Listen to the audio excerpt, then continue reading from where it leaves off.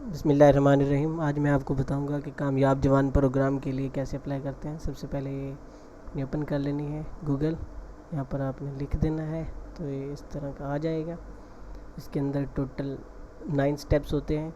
यहाँ पर आप लिखेंगे कि आप सरकारी मुलाजिम हैं या नहीं है। उसके बाद आपने सिटीज़नशिप स्टेटस, रेजिडेंशियल, बैंक का नाम, जो भी आपका दिल करे, HBL, बहुत सारे बैंक्स हैं।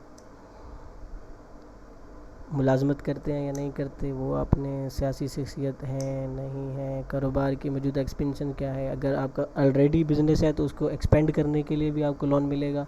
अगर आपके पास कोई बिज़नेस नहीं है, न्यू बिज़नेस स्टार्ट करना चाहते हैं, वो भी आपका हो जाएगा। यहाँ पर आपने कोई भी नाम लिख देना है, मेल या फीमेल जो भी है, आपने यहाँ पर नाम लिखना है। यहाँ पर आपने अपना ID कार्ड नंबर लिखना है। सपोज कर लो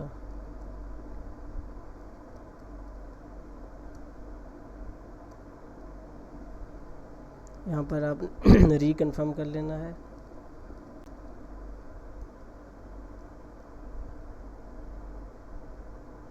आ,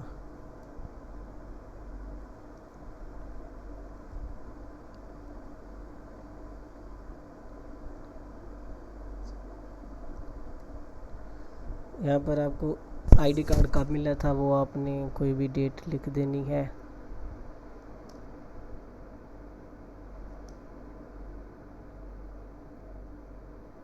सेम इधर भी वही।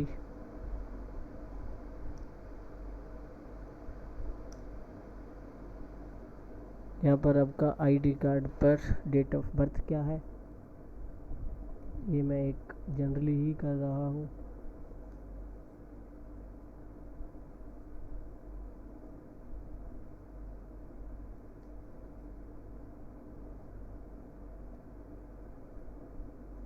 उसके बाद आपके पास डिपेंडेंट पर्सन्स कितने हैं। अगर आपके ज़ेर कफ़ालत कोई भी नहीं है तो ज़ेर लिख दें, अगर अदरवाइज़ कोई है तो वो लिख दें। अनमेरिड है तो अनमेरिड लिख दें। वालिद का नाम लिख दो, कुछ भी।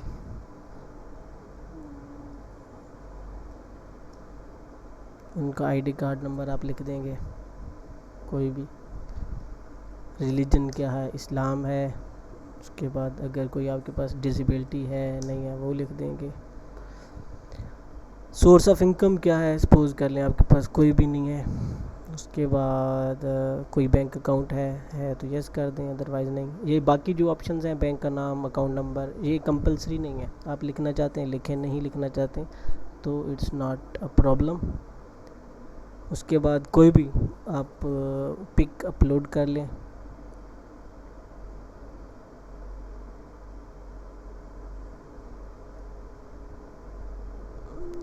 उसके बाद फ्रंट साइड की आपको यहाँ पर अपलोड करनी है। ये मैं वैसे ऐसे ही करी जा रहा हूँ क्योंकि इसको मैंने कौन सा सबमिट करवाना है। स्टेप नंबर 3 आ गया। इसके अंदर आपके पास एजुकेशन के बारे में पूछेंगे, जो भी आपकी एजुकेशन है वो आप लिख देंगे। अगर आपके पास कोई डिप्लोमा है नहीं है तो नन लिख दें, है तो उसको मेंशन कर दें।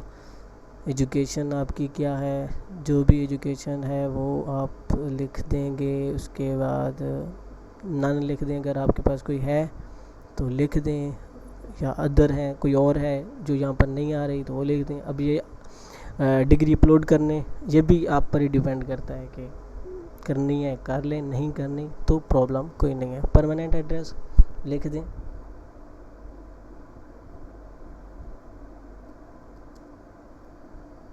कुछ भी।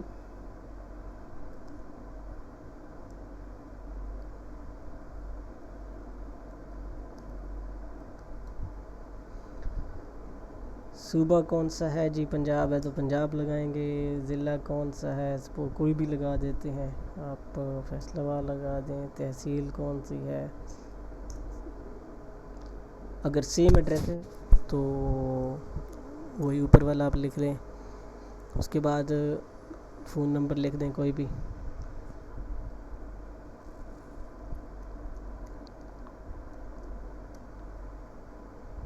उसके बाद जो प्राइमरी सिम है, जो प्राइमरी नंबर मैंने लिखा है वो आपके नाम है तो यस कर दें, नहीं है तो वो भी कर दें। ईमेल एड्रेस है तो लिख दें, नहीं है तो ना लिखें। उसके बाद जिस घर में आप रहे हैं वो कौन सा फैमिली है, आपका अपना है, रेंटल है, या जो भी है। ठीक हो गया। नेक्स्ट स्टेप के अंदर ये जो स्टेप होता है ये बेसिकली आपका बताता है कि आपने यानी कि उनको एक आइडिया देना है बैंक वालों को या गवर्नमेंट को कि आप किस तरह का बिज़नेस करना चाह रहे हैं। सपोज़ कर लें मैं एग्रीकल्चर का ही कह देता हूँ, इसकी ये लाइव स्टॉकिंग कह देता हूँ, तो डेयरी फार्म होगा वो कह देता हूँ। बिज़नेस की नेचर क्या होगी, लोकल बिज़नेस ही बेस्ट रहता है क्योंकि इंपोर्ट एक्सपोर्ट के लिए फिर वो आपसे कोई ना कोई डिग्री या फिर आपके पास कोई डिप्लोमा मांगेंगे। बिज़नेस का कोई भी नाम दे दें।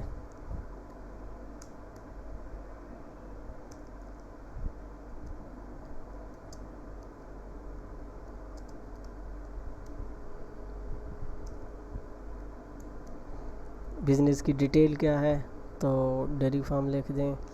बिज़नेस का एड्रेस क्या है तो जो भी आपने लिखना है वही लिख दें।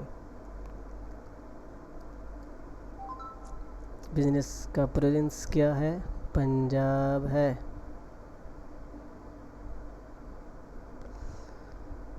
ज़िला कौन सा है जी, फैसलाबाद लिख दें। तहसील कारोबार की कौन सी है जी वो भी लिख दें। रजिस्ट्रेशन है या नहीं है तो अनरजिस्टर्ड है तो वो लिख दें।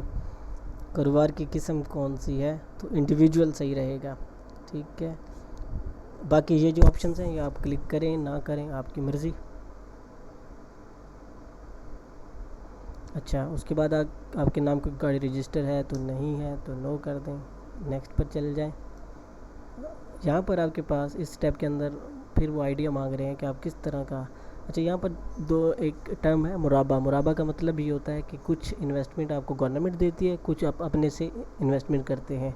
और ये जो होता है ना इस पर ये सूद नहीं कहलाता, यानी कि इस पर इंटरेस्ट रेट नहीं होता। ये इस्लाम में भी जायज़ है मुराबा, यानी कि फ़ॉर एग्ज़ाम्पल मैं अगर 10 लाख के लिए अप्लाई कर रहा हूँ तो वहाँ पर 2 लाख या 3 लाख जितना मेरा मर्ज़ी है कि 20% 30% मैं शेयर करना चाह रहा हूँ तो वो मैं कर सकता हूँ। तो ये इस्लाम के अंदर भी जायज़ है, इस्लाम इस चीज़ की ममानियत नहीं करता। तो ये एक किस्म की ना पार्टनरशिप है। ठीक है, तो लोन के आप टाइप लिख लें तो मुराबा वाला कर लें क्योंकि इस पर फिर सूद नहीं लगता।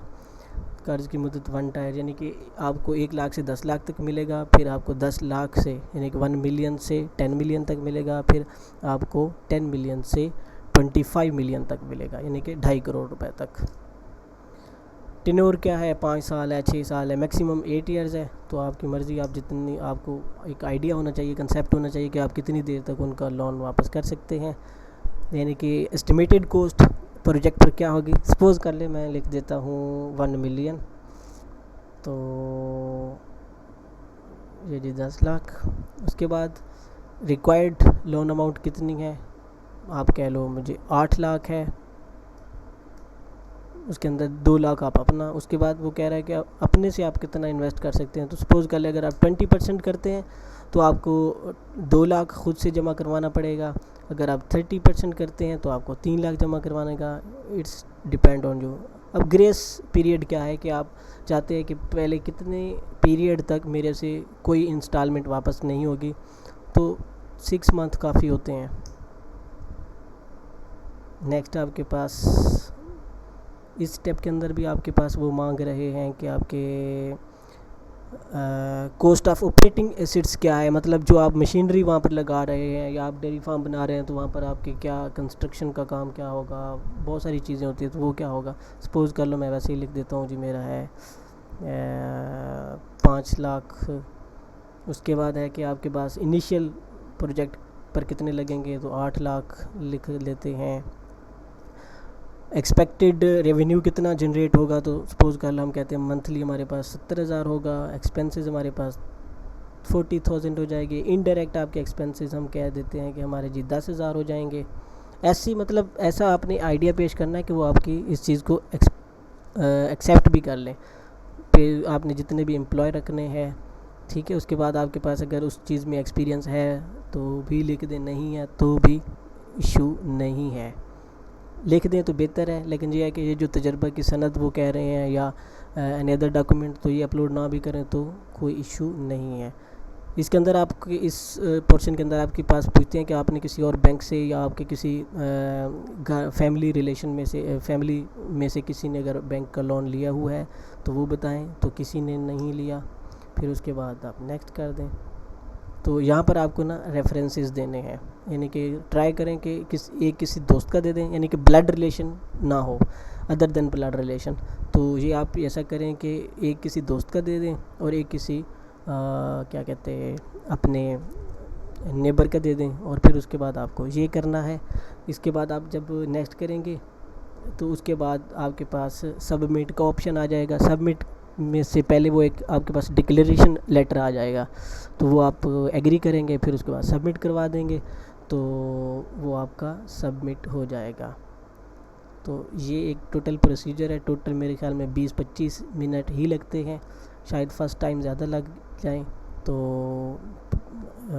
अप्लाई करना चाहिए जिन लोगों को बिज़नेस का शौक़ है, तो वो